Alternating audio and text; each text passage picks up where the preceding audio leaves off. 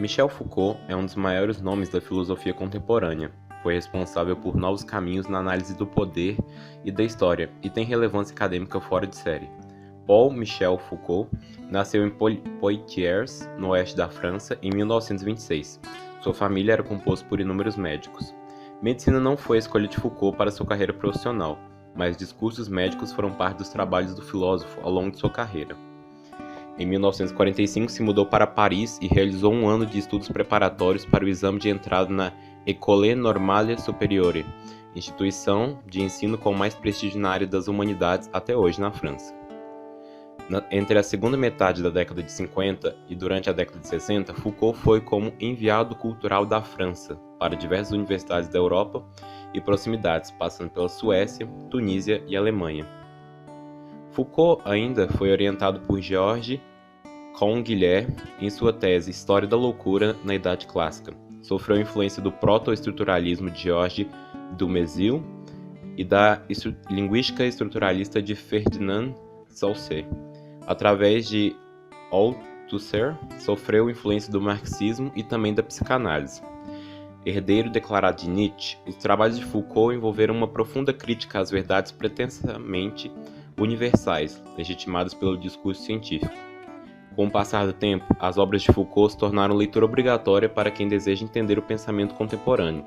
De certa forma, não saber o que Foucault tem a dizer sobre o poder, sobre o saber, é estar excluído da discussão atual nas ciências humanas. A primeira obra de Foucault foi Doença Mental e Psicologia, publicada em 1954. Outras obras do autor foram História da Loucura, publicada em 1961, sua tese de doutorado, O Nascimento da Clínica, publicada em 1963, Isso Não é um Cachimbo, publicada em 1973, Vigiar e Punir, publicada em 1975. Vigiar e Punir é uma das obras mais famosas do filósofo francês e trata profundamente da questão da disciplina e do poder no mundo moderno. Também se debruça com cuidado sobre a importante mudança de estratégia que abandonou a punição em troca da vigilância constante e reguladora. E reflete também o motivo pelo qual as torturas deram lugar ao encarceramento das prisões, pretendendo que essa fosse a forma mais adequada de correção. O filósofo responde essa questão refletindo sobre o poder da monarquia, o qual foi substituído pelo poder de um governo republicano. A pergunta que atravessa todo o Vigiar e Punir é: por que a prisão? Por que a sociedade capitalista fez as instituições penais desempenharem o papel de encarcerar? Quais são suas causas e seus efeitos? Essa série trata minuciosamente de cada capítulo do livro. Foucault analisa as técnicas de disciplina e vigilância que se espalharam de maneira gradual e imperceptível pela sociedade ao longo do século XVIII e XIX. Este método de crueldade denotava a exortação do suplício, ou como Foucault mesmo definiu, a arte equitativa do sofrimento, para traduzir a expressão máxima do poder estatal sobre os subordinados, a economia do poder, segundo o autor, alimentados assim pela violência aplicada ao corpo do condenado como um processo de reconstrução da ordem violada naquele instante. Tudo franqueado por um processo criminal sigiloso, onde, nas palavras do pensador, o saber era privilégio absoluto da acusação, onde o suplício se propaga enquanto o agente do poder.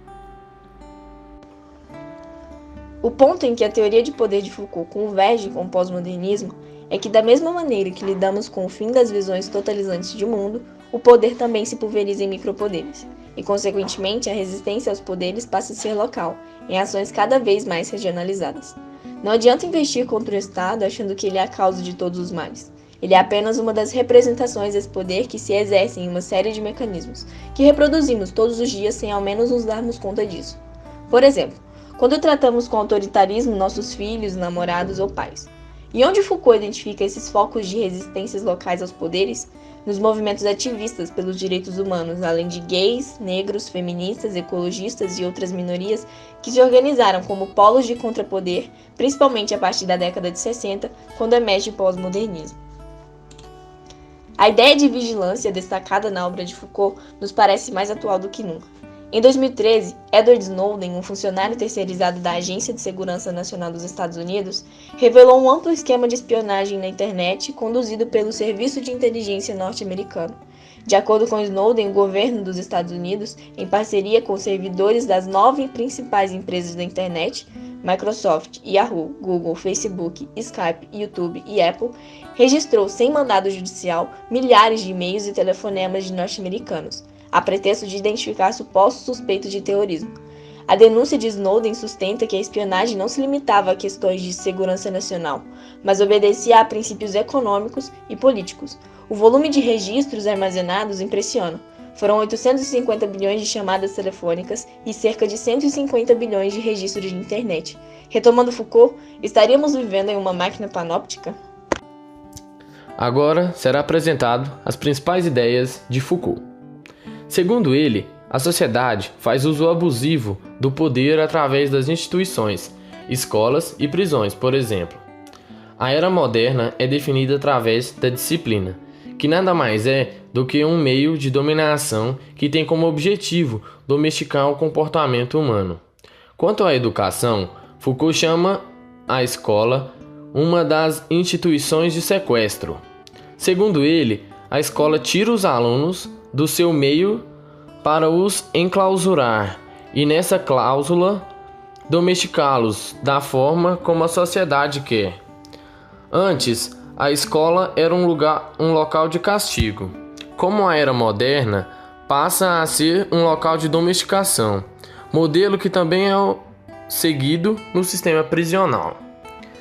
Tem uma frase do Foucault que é bastante relevante, que é o seguinte: todo sistema de educação é uma maneira política de manter ou de modificar a aprimoração dos discursos, com os saberes e os poderes que eles trazem consigo. Michel Foucault. A filosofia de Foucault é compatível com as ideias dos atuais filósofos da informação, que agora estudam os efeitos da tecnologia digital na sociedade, ramo denominado cibercultura.